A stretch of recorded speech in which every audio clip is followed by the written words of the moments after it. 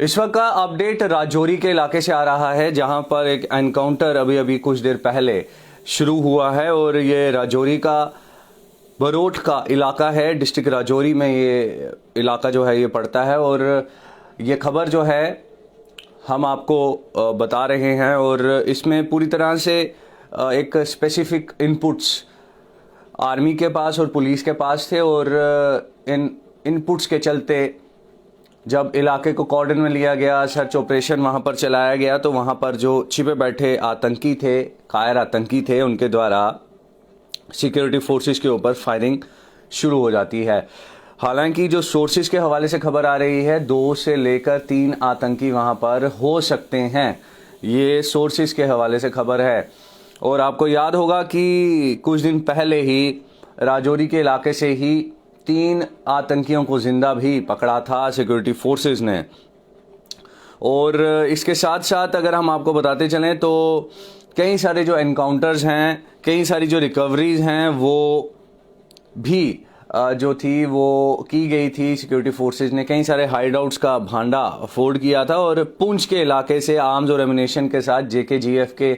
आतंकियों को जिंदा पकड़ा था सिक्योरिटी फोर्सेस ने।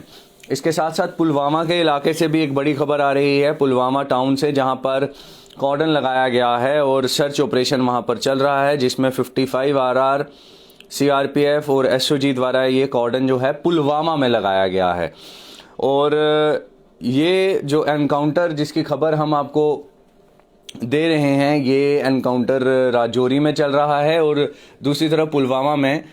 भी सर्च जो है वो चलाई जा रही है। कुल मिलाकर अगर बात की जाए तो साल 2021 में सिक्योरिटी फोर्सेस ने अब तक कई सारे आतंकियों को न्यूट्रलाइज किया है, जिसमें वो आतंकी हार्डकोर भी थे और उसके साथ साथ खूंखार आतंकी तंजीमों के लिए काम कर रहे थे। और आपको बताते चलें तो ड्रोन्स को लेकर भी कई सारे चैलेंजेस सिक्योरिटी फोर्सेस ने फेस किए। हालांकि मुंह तोड़ जवाब देने के लिए पूरी तरह से जो सिस्टम्स हैं उनको भी हाईटेक किया गया और उनको पूरी तरह से सेट किया गया। लेकिन ये खबर राजौरी के इलाके से आ रही है और राजौरी का इलाका जो है LOC के पास भी जो कई सारे जो सटे हुए इलाके हैं राजौरी के, वहाँ पर भी कई सारे जो चैलेंजेस हैं वो रहते हैं, जिसमें आर्मी को, क्योंकि आर्मी की डिप्लॉयमेंट है वहाँ पर, तो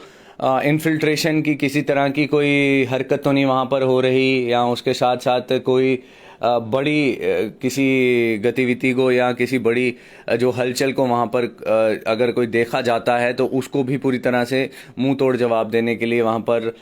इंडियन आर्मी के जो ट्रुप्स वहाँ पर डिप्लॉयड हैं वो वहाँ 24/7 अलर्ट हैं। हालांकि एनकाउंटर अभी चल रहा है और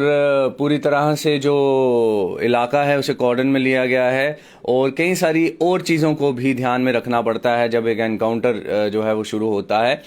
और हमारी जो सिक्योरिटी फोर्सेस हैं